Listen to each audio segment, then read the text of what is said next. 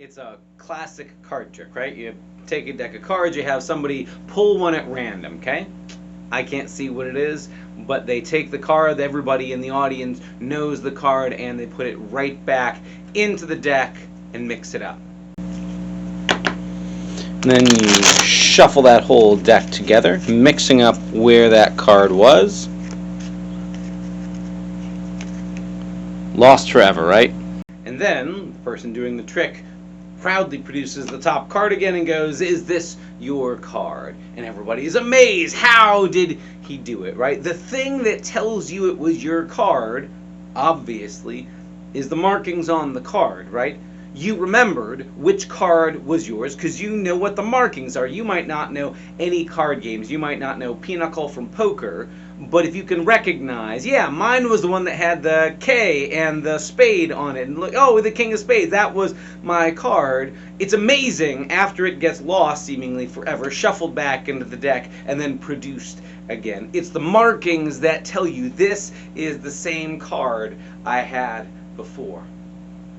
Something like that wonder, if you've seen a card trick done like that before, is something like that wonder, that astonishment that something familiar has been brought back to you, that the markings are what tells you that the lost has been found again. That's the wonder that happens at the resurrection. And because it sounds too good to be true, the living Jesus acknowledges that the talk of a resurrection sounds like something beyond our comprehension. On the storytelling that we get this coming Sunday, the Sunday after Easter Sunday, the second Sunday of Easter by the church's counting, we hear this story of Jesus after that first resurrection morning, later on that day, showing up inside the locked doors where his disciples are gathered, afraid and fearful that what the same angry crowd and leaders did to Jesus, they will do to them. And so there they are, behind locked doors, and almost like a magic trick in and of itself, Jesus shows up inside locked doors. And at first they are just frightened. So Jesus' first words to them are, "Peace be with you."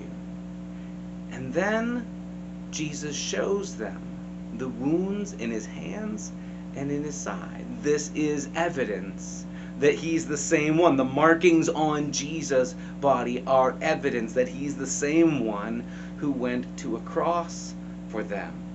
So when it turns out one of their group, Thomas, hadn't been there that evening, but they all tell him, "We saw Jesus, he's alive." He's like any trained cynic or skeptic of magic tricks. No, it can't really be the same thing. The same way magicians have all sorts of bluffs and tricks and cheats that make it look like the bird came out of the hat, or make it look like the woman disappeared or was sawn in half, but it's all just a trick. And the disciples are like, "No, we saw him, it's real."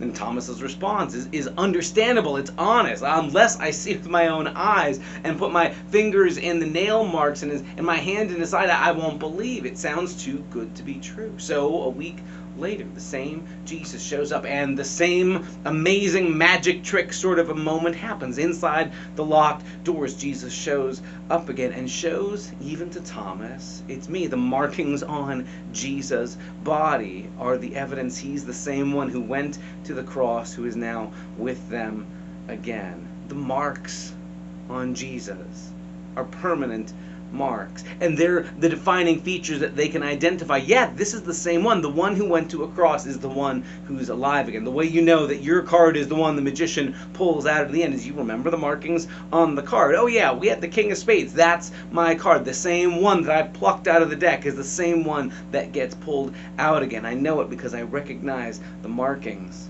For us, there's really good news that the risen Jesus still wears the marks of the cross.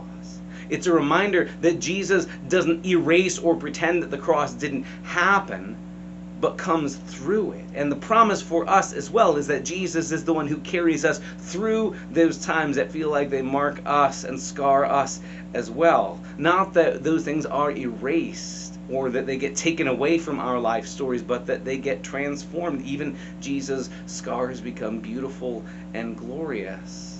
And the way we know that the one who rises from the dead is the same one who went to a cross for us, and love is the scars that say this is the same one. That's really important because, to be honest, sometimes respectable religious people talk like there's a bait and switch with Jesus. That Jesus in his earthly ministry is meek and mild and love your enemies and all that. But after the cross, after the resurrection, glorious Jesus becomes angry, judgmental Jesus, and he's coming to destroy with laser beams out of his eyes to destroy and kill and conquer.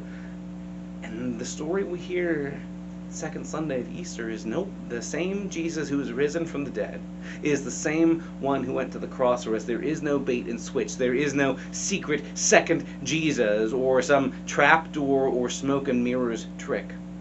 The same one who went to the cross is the same one who's risen from the dead. And the markings on the risen body of Jesus tell us he's the same one. So the one we trust and believe will come and reign and rule all in all and will make all things new is not coming to zap people, is not coming to conquer or dominate. The rules don't change simply because Jesus has risen from the dead. The one we are waiting for is the one who went to a cross for us. The markings tell us he's the same one.